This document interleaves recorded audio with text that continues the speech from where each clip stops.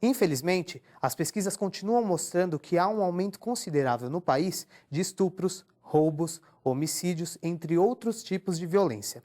Mas o que também preocupa as autoridades são as ocorrências não registradas por medo, principalmente quando esses atos violentos acontecem dentro de casa. A violência urbana é um dos principais problemas das grandes metrópoles e é sobre isso que nós vamos falar no programa de hoje. Já viu que o assunto de hoje é sério, né? Então fica de olho, que começa agora mais um Antenados.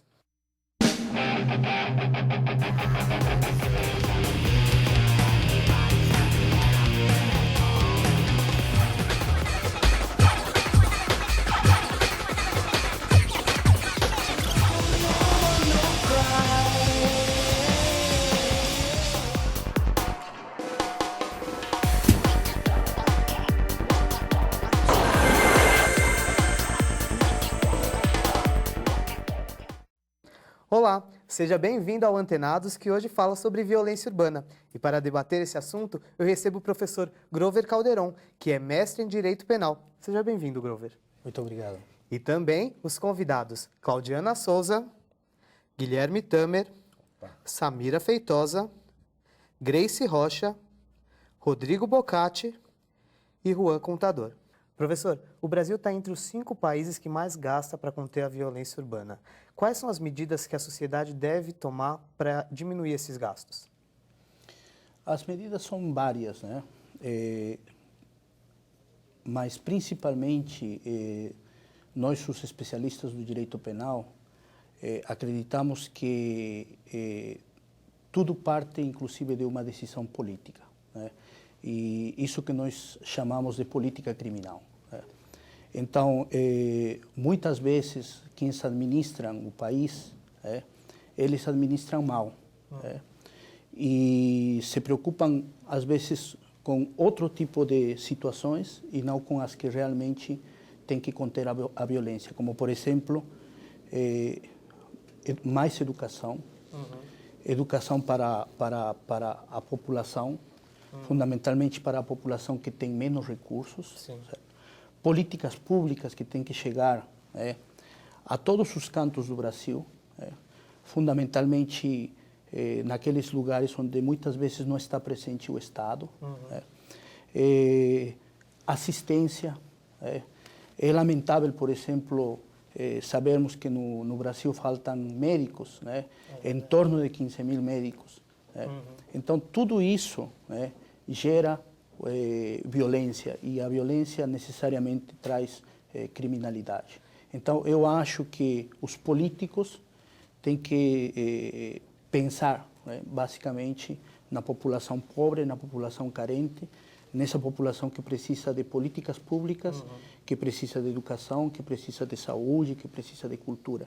E nós vamos ver que, infelizmente, isso não está chegando, a esse contingente humano. É verdade. E vocês acreditam que o início da criminalidade está onde? Na desigualdade social, na falta de educação? Eu acho que o professor deixou bem claro já o nosso problema, que é o problema de vários países também, mas falando do Brasil, acho que a educação é o ponto principal, né? Só que para ter educação você precisa ter um acesso a lugares que o governo às vezes nem se interessa por questões financeiras e tudo mais, né? Mas educação acho que é o ponto principal. Educação. Um povo que cresce com educação, uma boa educação, acaba não tendo violência pela educação mesmo. Educação é muito além de não brigar, né? Educação é conhecimento, cultura, né? É verdade. O que você acha, Juan? Eu acho que, bom, a desigualdade nasce por falta de educação. Como o Guilherme disse, a educação é o principal, é a base de tudo. Não tem como você ter uma criação de bons princípios, de boa conduta, sem ter uma base formada. E isso é o que realmente falta, e muito, no Brasil. É verdade. O que você acha, Rodrigo? Então, eu concordo com a opinião do Juan também, que a educação é a base de tudo, mas além da educação também tem outras coisas que o professor falou, que nem a cultura tem que ser mais incentivada no Brasil para essa criminalidade ter um índice mais baixo. Grover, como o Rodrigo falou, o Juan também, a educação ela influencia nesses altos índices de violência. Como os professores podem influenciar para diminuir esse alto índice de criminalidade? Então, inclusive a maioria dos professores aqui no Brasil não estão bem formados, não estão bem preparados. E às vezes, inclusive, os baixos salários que eles recebem não os permite ter um nível de capacitação maior. Mas como um professor contribui? Educando, mostrando o que é certo e o que é errado, tanto para as crianças como para os jovens. E talvez fazendo com que eles sonhem num país utópico, onde prevaleça a justiça, onde prevaleça a igualdade, onde prevaleça a fraternidade, onde prevaleça a solidariedade, o amor, o respeito ao próximo.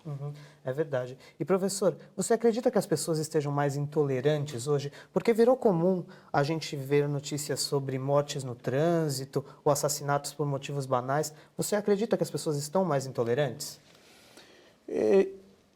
Em parte sim, mas em parte também a maioria da população está descontente com o que ele vê ao redor dela. Muitos, por exemplo, muitos brasileiros ou muitas das pessoas que moramos neste país, vemos, por exemplo, que muitas pessoas que têm poder econômico, que têm poder político, que têm poder social, que têm inclusive poder intelectual, cometem diversos tipos de ilícitos penais, de crimes, e não acontece nada com eles.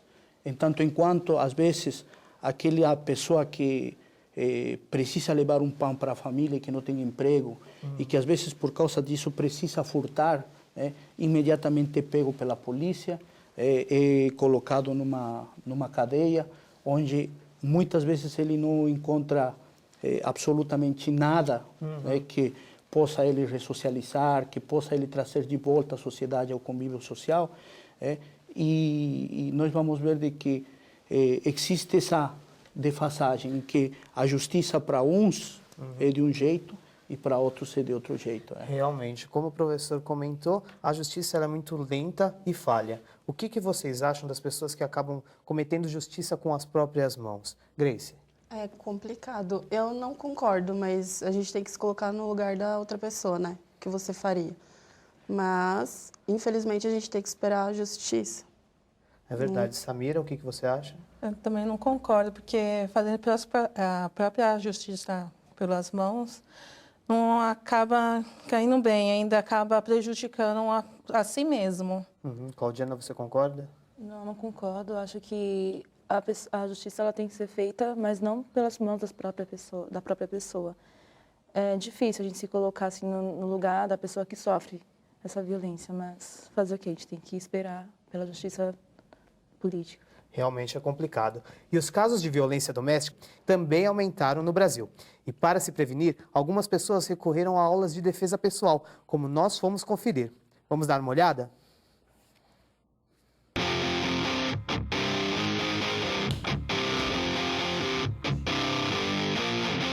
Para se proteger da violência urbana, as aulas de defesa pessoal se tornaram mais comuns na capital paulistana. Luciano Imoto é professor de autodefesa numa academia da Zona Sul de São Paulo e explica como funciona essa técnica. Um curso de defesa pessoal basicamente ensina você a se defender de situações que não são nem esportivas e nem, vamos dizer assim, numa situação social. Né? É um tipo de violência associal. Né? Então, o curso de defesa pessoal te prepara para se proteger de uma violência associal. É naquela que não tem nenhum contexto esportivo, né, e onde a sua vida está em risco. O público que costuma procurar o curso de autodefesa vai desde civis, homens, mulheres, né, pessoas de diversas idades, crianças, no caso de situações de bullying, né, de possíveis molestações, né, pessoas idosas. Né, também é ministrado para autodefesa de agentes da área de polícia, agentes de segurança, militares. É um curso bem amplo. Para você treinar num curso de autodefesa, não é necessária experiência prévia em nenhuma outra arte marcial. Né? Você vai aprender o básico para poder se defender, sem necessidade de buscar em outras fontes. Com o crescimento da violência, a procura por um curso de defesa pessoal aumentou. Eu mesmo que nunca fiz, vou participar. Vamos conferir?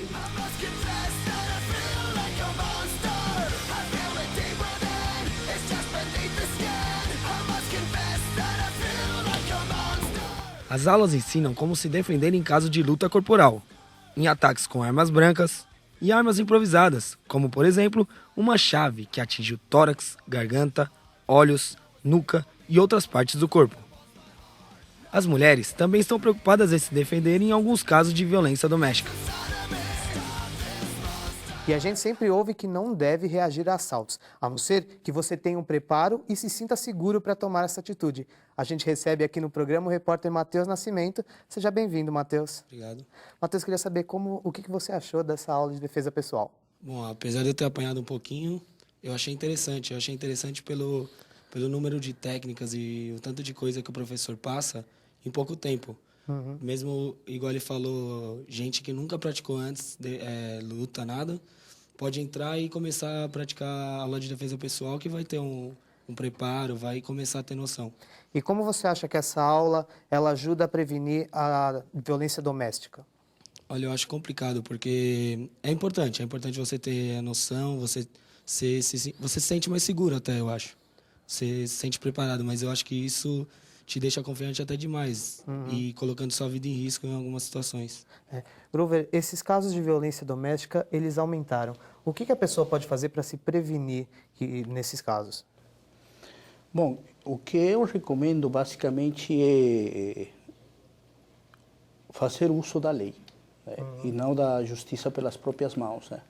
Até porque, inclusive dentro de casa, o criminoso, ele realmente assume o risco e assume as consequências da sua ação.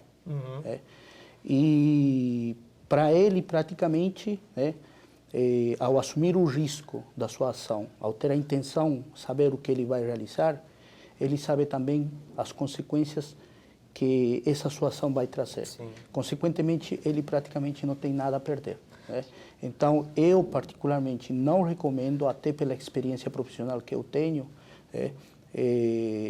por exemplo, provocar mais violência já dentro da violência que há. E, Matheus, você acha que depois dessa aula as pessoas podem se preparar com essa base em artes marciais contra essa violência doméstica? Bom, eu acho que como o professor falou, é importante. Eu acho que a gente não consegue se colocar na pele da pessoa que sofre com isso. Eu acho que às vezes é a única saída. Às vezes a pessoa já procurou meios na justiça, alguma coisa não surtiu efeito. Eu falo, vou praticar a defesa para poder me proteger, mas é como ele falou, violência gera violência. Quando você está reagindo, você pode provocar outro tipo de ação que pode te prejudicar. Então eu acho que tem que pensar bem antes de entrar nesse meio aí. Tá certo. Matheus, eu agradeço a sua presença aqui no Antenados. Obrigado. E a violência urbana é um assunto amplo e a gente ainda tem muito o que debater, mas só depois do intervalo. Não sai daí.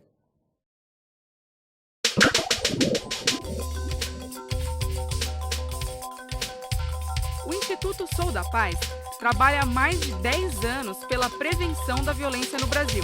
Deste modo, o intuito da organização é influenciar novas políticas públicas para reverter a falta de segurança no país.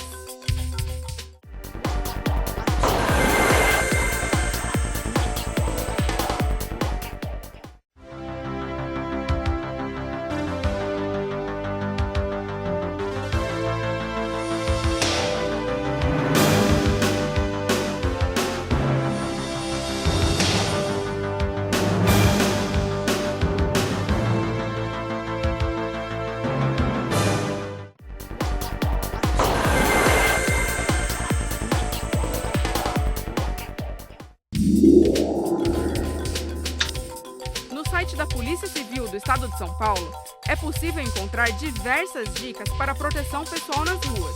Algumas delas são: evite andar sozinho por locais desertos ou pouco iluminados. Evite carregar grandes valores de dinheiro.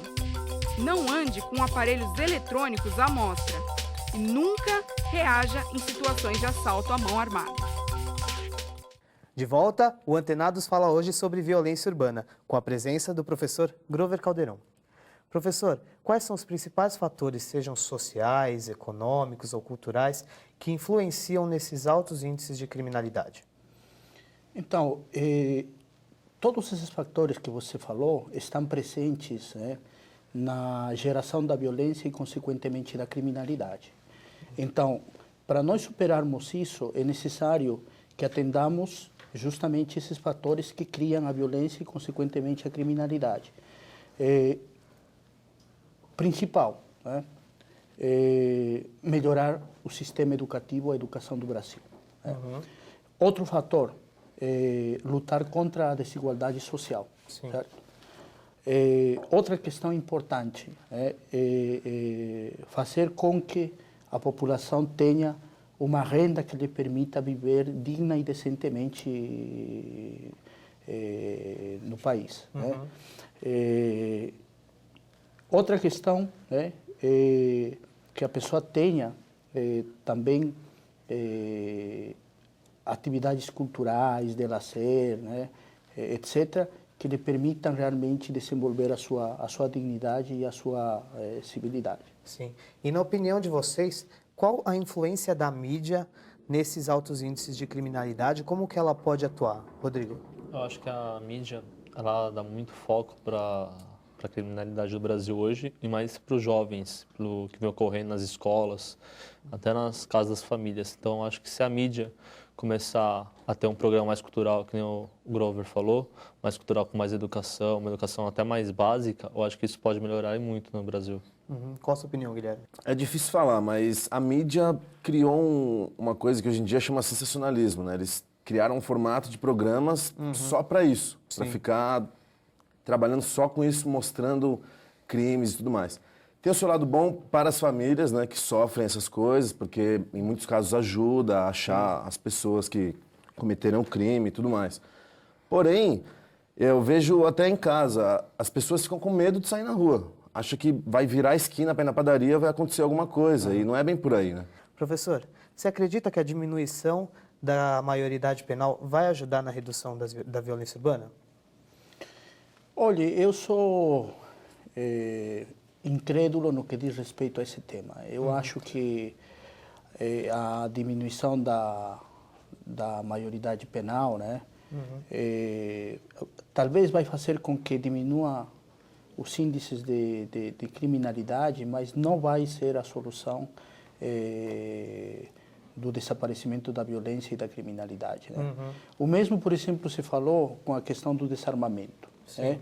Realmente, a lei do desarmamento e todas as atividades que houve para desarmar as principais cidades do Brasil, como por exemplo São Paulo e Rio de Janeiro, geraram, em alguma medida, diminuição da criminalidade. Justamente isso que eu ia perguntar para o senhor, se teve algum resultado essa campanha contra o desarmamento? Então, teve um resultado, ou seja, houve, sim, realmente houve uma diminuição da criminalidade. Mas essa diminuição não foi significativa assim, ao ponto, por exemplo, de desaparecer a criminalidade e a violência. Né? Ou seja, nós vamos ver aí, essas são provas concretas de que, para nós combatermos a criminalidade, nós temos que ir ao fundo da questão. É justamente resolver problemas estruturais do Brasil, como, por exemplo, repito, igualdade social, igualdade social, acesso de todo mundo à educação, não somente a educação básica, sino também a educação média e a educação universitária, certo?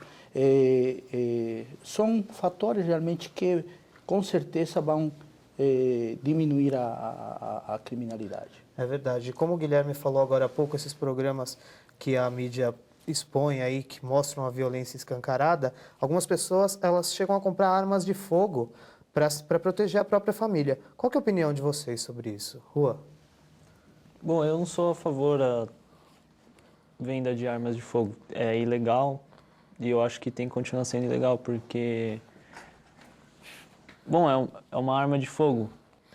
Então, eu sou meio contra isso. Entendi. Acho que não é a solução. Grover, a Constituição atual ela é de 1988. Levando em conta que se passaram já 25 anos e a sociedade também mudou nesse tempo, não seria a hora de dar uma reformada nessa Constituição?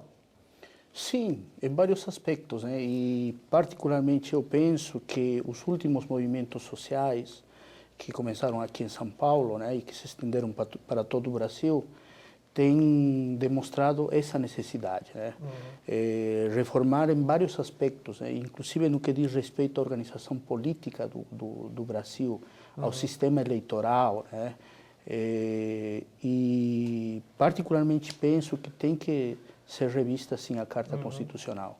Qual que é a sua opinião em relação a essas manifestações que nós tivemos recentemente e, consequentemente, também houve muita violência nela? Você acha que houve exagero da polícia ou os manifestantes também perderam a noção do limite? Eu particularmente penso que esteve presente os dois fatores, né? Mas acho que esses movimentos, né, tiveram uma causa. E essa causa, o fator principal dessa causa, desde meu ponto de vista, se deve ao descontentamento que a população brasileira vê nos seus políticos, na administração da coisa pública, né? E, logicamente, existe o direito de protestar, de reivindicar direitos, inclusive na rua. Infelizmente, muitos dos manifestantes extrapolaram esse direito constitucional, né? Como também a polícia, né, muitas vezes age centrado basicamente em que tem que reprimir e comete exageros. Houve exagero das duas partes. Qual que é a opinião de vocês em relação a essas manifestações, Claudina? Eu também concordo com o professor. Eu acho que as pessoas, elas certamente cansaram da passividade, assim, e elas estão buscando o que realmente a gente consegue enxergar que está se perdendo. Assim. Mas você acha que a violência que teve nisso resolve? Não, a violência não, acho que não. Porque, como ele disse, como já foi dito aqui, a violência gera violência. Então, de uma certa forma, se eles vão lá para reivindicar uma coisa e chega lá a esse conflito, então, logicamente, não vai acabar dando em nada, não vai chegar a lugar nenhum. O nosso sistema penitenciário ele é muito falho. É muito comum a gente perceber que os detentos eles não são reformados. O que deve mudar para que o detento ele saia dali recuperado do ato que ele cometeu? Hoje, as pessoas que chegam à prisão, elas vão encontrar um presídio extremamente lotado. Né? Vai ser um presídio onde eles não vão praticamente aprender nada de positivo, muito pelo contrário. Inclusive nas aulas de direito penal, os professores acostumamos dizer que os presídios são verdadeiras universidades do crime, né? Porque você entra às vezes sabendo furtar uma carteira, né? E sai exatamente sabendo você roubar um banco. Qual que é a opinião de vocês em relação ao sistema penitenciário brasileiro, Grace? Acho que a gente tem que investir na educação das pessoas que estão fora da cadeia. Acho legal a opinião do professor, mas eu discordo. A gente investe em educação em criança, porque a educação vem de berço, então a gente vai modelando, né? Depois de adulto, a gente sabe o que é certo, o que é errado. Então, eles praticam o errado porque eles querem. Então, eles estão ali porque eles merecem. Sim. Então, eles têm que cumprir e ficar na deles. Guilherme? Eu acho que uma frase que eu gosto muito é aquela frase que o sistema carcerário não educa o presidiário e nem nunca educou, né? Claro, vem de berço, tudo, a gente já falou isso, mas não adianta nada você pegar um cara, igual o professor falou, ele vai sair daqui sabendo roubar uma carteira literalmente e vai voltar né, no crime, porque ele vai conviver com pessoas muito piores que ele, que às vezes ele nem é uma pessoa má, mas ele acaba se tornando... influenciado. Pelo tempo que ele vai ficar lá dentro, ele acaba vivendo aquela realidade que acaba sendo inevitável, eu acho. Mas acho que esse tipo de repressão não é a melhor maneira mesmo. Independente de tudo, não é a instrução. Se a cadeia fosse... O cara ficasse preso numa faculdade ou dentro de uma escola, talvez ele saísse outra pessoa, né? Mas ficar trancado com um monte de gente que não pensa em nada, só pensa em coisa ruim durante anos, acho que não tem nem o que falar. Né? Eu vejo muito isso porque tem alguns amigos meus, assim, não amigos, mas pessoas que estudaram junto comigo, que já acabaram indo para a cadeia e voltaram muito pior. Então, eu acho que não educa nada, não educa. Então, mas eu acho que a pessoa, quando ela está cometendo um crime, ela sabe as consequências. Sim. Ele sabe que ele vai passar por poucas e boas lá dentro. Então, vai dele querer ser o melhor.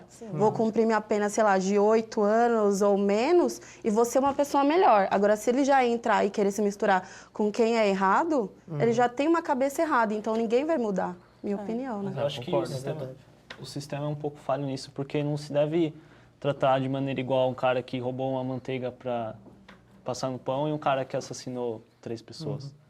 Eu acho que tem que ter um tratamento diferente para cada um. É verdade, a gente nessa conversa aqui percebeu que a educação é um fator primordial para diminuir os índices de criminalidade. Nós vemos nos países mais desenvolvidos que os índices são menores, né? E o Antenados de hoje está chegando ao fim. Eu agradeço a presença do Grover Caldeirão. Obrigado, professor. Obrigado a vocês. E também dos nossos convidados. Obrigado. E a violência urbana realmente é um assunto para vários programas. O que a gente quer aqui é debater e ajudar a encontrar soluções. Se você aí de casa tem alguma dúvida ou sugestão, mande um e-mail para a gente. E nós também estamos conectados no Facebook. É só procurar a TV São Judas lá. O programa de hoje acabou e a gente se encontra na semana que vem. Um abraço e até lá!